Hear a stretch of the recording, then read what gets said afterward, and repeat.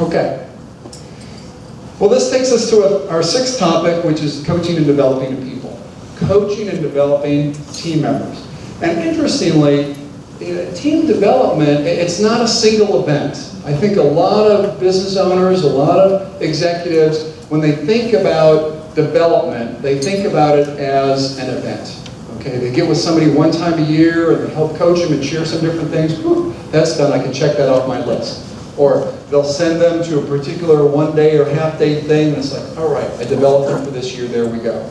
But actually, this is an ongoing event, and it's the leader's responsibility to drive that, to help people perform at their highest level. All right? Oftentimes we have it backwards. We want everyone to own their career. Well, we do want people to own their career, and we want people to be self-starters, and we want people to want to grow and develop. But as leaders, if we're going to perform to the best of our capabilities, and if we're going to have our team perform at their highest capabilities, we want to take ownership of that. Right? It becomes our responsibility for their success. Right? Not easy. There are two types of coaching. The first is the informal. All right, this is the easy part, the wandering around, managed by wandering around, catch people doing something right, things like that. Informal coaching. In fact, Ken Blanchard, 1 Minute Manager, put it this way with the 1 minute reprimands and the 1 minute praisings, right? He talked about 1 minute praisings, see people doing something right, give them that praise, that stroke. Some leaders stop me right here, they say, well, Todd, you know, they're doing their job. That's what they're supposed to do. That's what they're doing. I said, wonderful, do you want them to keep doing that? Right? And if you do, you want to go ahead and positively reinforce it, right? Just catch them doing things right. It's easy. The other is more of a formal part, right?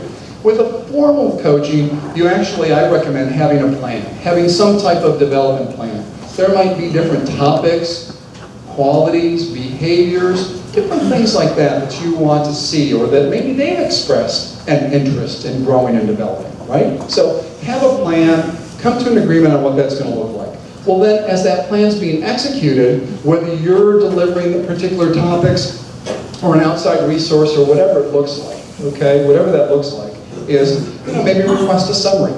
Request a summary, just a 1 page or less summary of what their experience was during that coaching session that they had with you, with somebody else, whatever it is. It's a nice catalog. What that also does is reinforce things. Earlier we talked about this concept that was called power of, what was it? Power of what?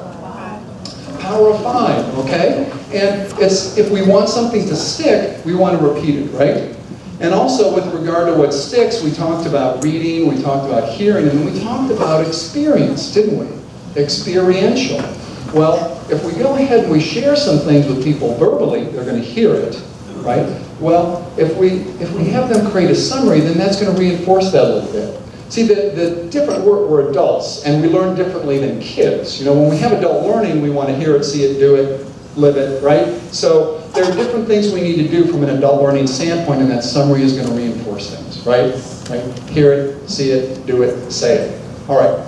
Also, we want to chart and reinforce progress. And so if we have a written plan, if things are a little more formalized, it doesn't have to take a lot of time. But we can chart progress a little bit better and attempt to have something that's more measurable, right? Drucker said you can only manage what you measure. So there we go, coaching and developing.